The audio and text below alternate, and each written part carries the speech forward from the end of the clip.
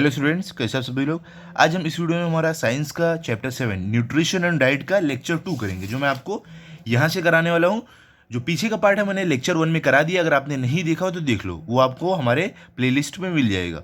Okay, तो देखो हम ये चैप्टर है ना 3 लेक्चर में करने वाले हैं। मैं 2 लेक्चर में आपको बोल रहा था, लेकिन 3 लेक्चर में खत्म करते हैं तो छोटे छोटे पार्ट बनेंगे। आज मैं आपको यहाँ तक एक्सप्लेन करूंगा, अगले लेक्चर में ये हमारा जो बचा हुआ 2 पेज रहेगा वो हम पढ़ने वाले हैं। ठीक है, चलो आज का हमारा टॉपिक स्टार्ट करते हैं। देखो सबसे पहले आज आपको क्या है, वाइटामिन सोर्सेस एंड फंक्शंस। यहाँ पे क्या है आपको कि जो वाइटामिन होते हैं उनका सोर्स कहाँ से है, मतलब कि हमें कौन कौन से खाने से ये वाइटामिन मिलते हैं और इनका फंक्शन क्या है। और ये जो वाइटामिन है जैसे कि B1, B9, B12, इनका फंक्शन, इनका काम क्या है, हमारे शरीर में ये काम क्या करते हैं और ये वाइटामिन हमें किस खाने से मिलते हैं, ये 2 चीज़ हम देखने वाले हैं। ठीक है, तो देखते हैं। अब देखो वाइटामिन ए क्या है।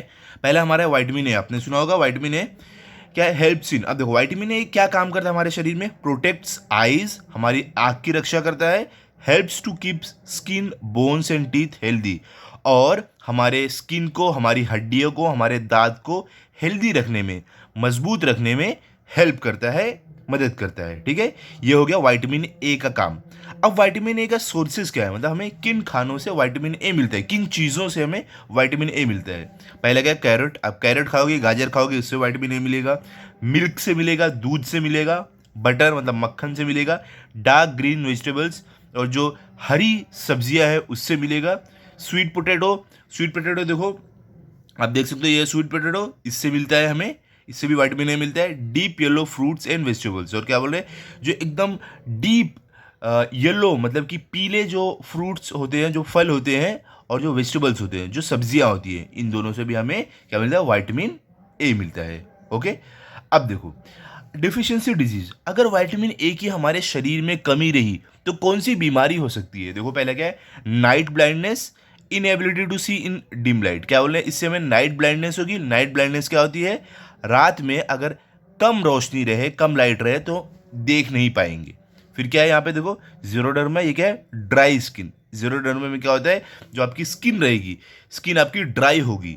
ठीक है, ड्राई हो जाएगी। कैसे, अभी देखो हमारी मॉइस्चर वाली स्किन में थी ना, एकदम ड्राई ड्राई रहेगी।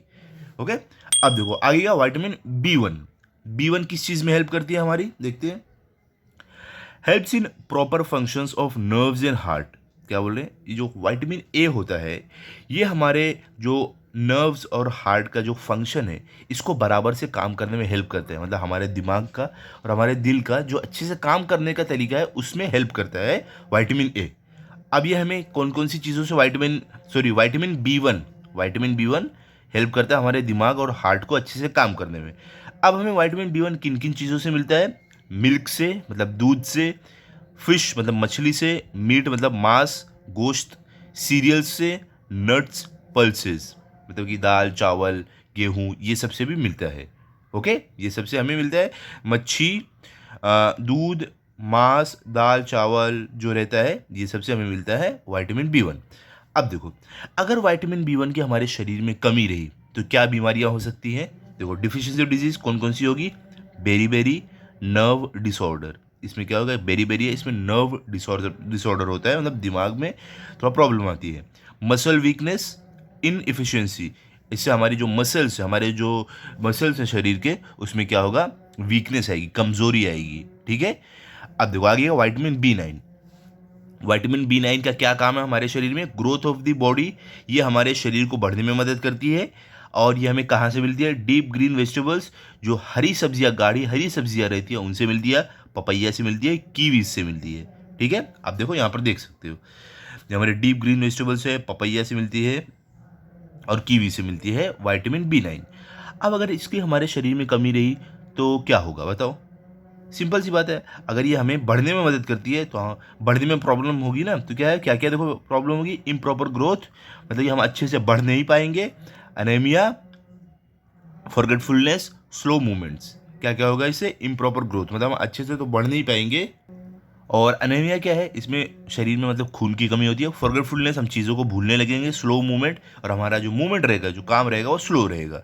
अब विटामिन B12, इसका क्या काम रहता है? Formation of red blood cell. ये क्या करता है? हमारे शरीर में लाल जो रेड ब्लड सेल रहते हैं वो बनाता है। ठीक है, ये हमारे शरीर में बहुत ज़रूरी रहता है। और ये हमें मिलता किससे है? मीट मिल्क प्रोडक्ट्स, हमें मांस से, और जो भी दूध के प्रोडक्ट है, दही हो गया, मक्खन हो गया, बाकी सब जो चीज़ें उससे हमें मिलता है। ठीक है, अब देखो इससे बीमारी कौन सी होती है? एनीमिया, मतलब कि इससे हमारे जो शरीर में है रेड ब्लड सेल की कमी होगी, एक तरीके से आप बोल सकते हो खून की कमी होगी। ओके, अब देखो आगे क्या है? सी। अब विटामिन सी ये क्या करता है हमारे बॉडी में? Protects body tissues, formation of collagen, a protein essential for gums. क्या बोले? ये हमारे जो बॉडी के टिश्यू रहते हैं इसको क्या करता है? प्रोटेक्ट करता है, रक्षा करता है। देखो क्या होता है इससे? हमारे हमारे शरीर में फॉर्मेशन ऑफ कोलेजन होता है। इससे क्या होता है? ये एक एसेंशियल है हमारे गम्स के लिए, ज़रूरी है, जिससे हमारे गम्स, हमारे दांत, हमारी हड्डियाँ और हमारे स्किन को क्या रहता है? रक्षा मिलती है। ठीक है, तो ये हमें किन चीज़ों से मिलती है विटामिन सी? आंवला से, कीवी से, ऑरेंज से, और and other citrus fruits. Cabbage से मिलती है, मतलब पत्ता गोभी से मिलती है, टमाटर से मिलती है, ग्रीन लीफी वेजिटेबल से मिलती है, हरी सब्जियों से मिलती है जो पत्ती वाली रहते हैं। ठीक है, अब अगर इसकी विटामिन सी की हमारे शरीर में कमी रही तो क्या बीमारी होगी? स्कर्वी, मतलब कि ब्लीडिंग ऑफ गम्स, मतलब हमारे गम्स में मसूड़ों से खून निकलेगा। थायराइड मालफंक्शन, थायराइड हो जाएगा, थायराइड से गले में सूजन आ जाती है।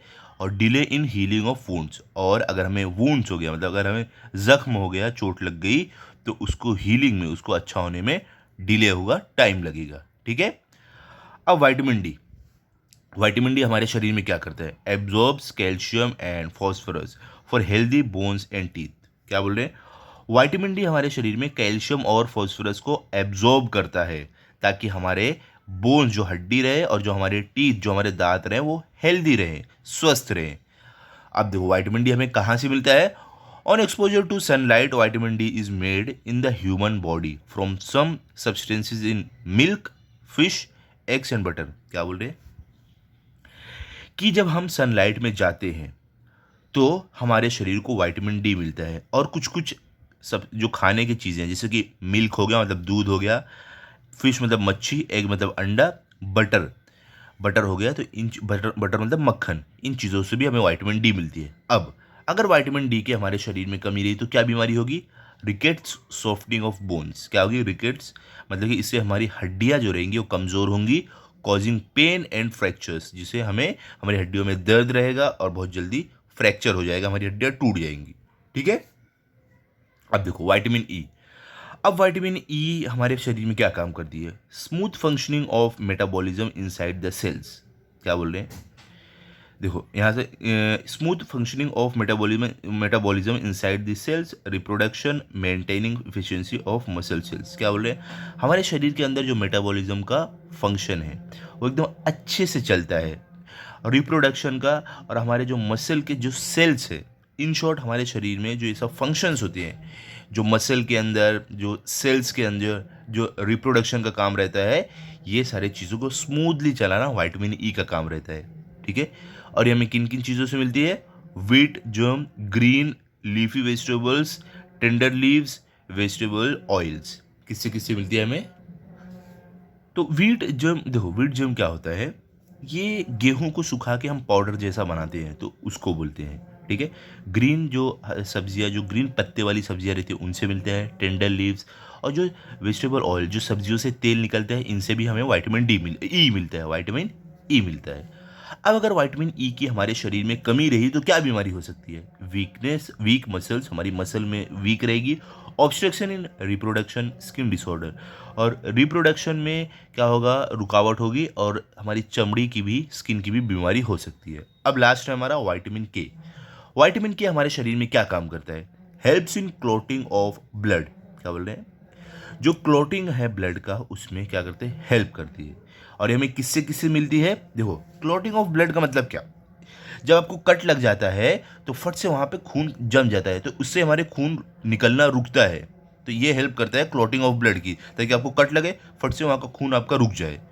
अब ये हमें विटामिन के किससे मिलता है? ग्रीन लीफी वेजिटेबल्स, हरी जो पत्ते वाली सब्जियां रहती है उनसे, ग्रीन कैबेज जो हमारी पत्ता गोभी रहती है उससे, ग्रीन ब्रोकली, ब्रोकली से मिलती है, स्प्राउटेड पल्सेस, जो ये अंकुरी वाली जो पल्सेस रहती है इनसे मिलती है, देखो आप देख सकते हो पिक्चर में पल्सेस। और येलो ऑफ एग्स, जो ये येलो है, ये बीच का एग यॉक है, इससे मिलती है, ठीक है। और इसके अगर हमारे शरीर में कमी हुई तो क्या बीमारी हो सकती है? Excessive bleeding after an injury. अगर आपके शरीर में विटामिन के की कमी रही तो जब आपका कट लगेगा तो खून आपका जमेगा नहीं, तो इससे क्या होगा, बहुत ज़्यादा आपका खून निकल जाएगा कभी भी इंजरी होने के बाद। अगर कट लग गया, गिर के अगर आपका कट गया हाथ, तो बहुत ज़्यादा खून निकलेगा। अगर वही विटामिन के आपके शरीर में अच्छे से रहा तो फट से वो जम जाएगा और खून निकलना बंद हो जाएगा थोड़ी देर में। ओके, चलो भी आगे चलते हैं। क्या बोल रहे हैं यहाँ पर? Group activity, the information in the above chart should be enacted through role play. क्या बोल रहे हैं?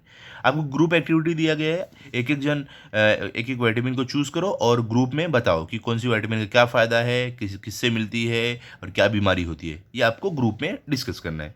अब देखो क्या, ऑलवेज रिमेंबर मतलब हमेशा याद रखो क्या, some vitamin are very sensitive to heat and light. क्या बोले? कुछ जो वाइटामिन होते हैं बहुत ज़्यादा सेंसिटिव होते हैं हीट और लाइट के। मतलब क्या? For example vitamin C is easily destroyed during cooking. क्या बोल रहे हैं? कि जैसे कि एग्जाम्पल के तौर पर विटामिन सी अगर किसी चीज़ में है और कोई भी खाने में है, अगर हम उसको पकाते हैं तो उस समय वो उसमें से निकल जाती है, ठीक है, विटामिन सी खत्म हो जाती है। Therefore vitamin C rich foods should be eaten raw. क्या बोले? इसके लिए जो खाने में विटामिन सी रहे उसे हमें कच्चा खाना चाहिए, बिना पकाए खाना चाहिए। जैसे कि क्या, आंवला हो गया, कीवी हो गया, कैबेज, टमाटर, ग्रीन लीफी वेजिटेबल्स, ये सारी चीज़ें हमें बिना पकाए खानी चाहिए, तभी हमें विटामिन सी अच्छे से मिल पाएगी, ठीक है। कैबेज आप सब्जी के साथ खा सकते हो, टमाटर आप सलाद बना के कैबेज और टमाटर का आप सलाद बना के खा सकते हो, ग्रीन लीफी वेजिटेबल्स का भी आप सलाद बना के खा सकते हो।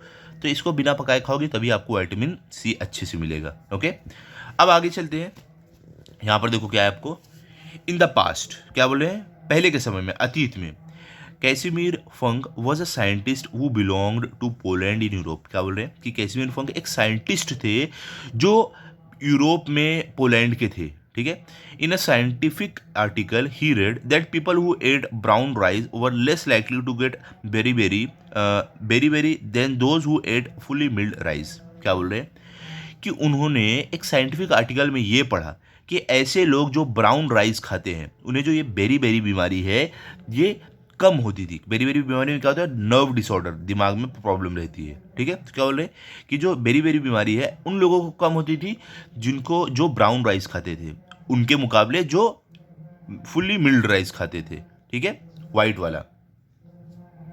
आप जो चावल खाते हो वाइट वाला उसी को मिल्ड राइस बोलते हैं, और एक ब्राउन राइस भी आता है, ठीक है, ब्राउन कलर का रहता है। तो उन्होंने ये पाया कि जो ब्राउन राइस खाते हैं उनके ये बीमारी बेरी बेरी बहुत कम होती है। He was able to identify and isolate the substances which prevents this disease. He named it vitamin. क्या बोल रहे हैं? कि वो आइडेंटिफाई कर पाए उस सब्सटेंस को जो इस बीमारी को शरीर को बचा रहे थे इस बीमारी से, ठीक है। और इसको उन्होंने नाम दिया वाइटामिन।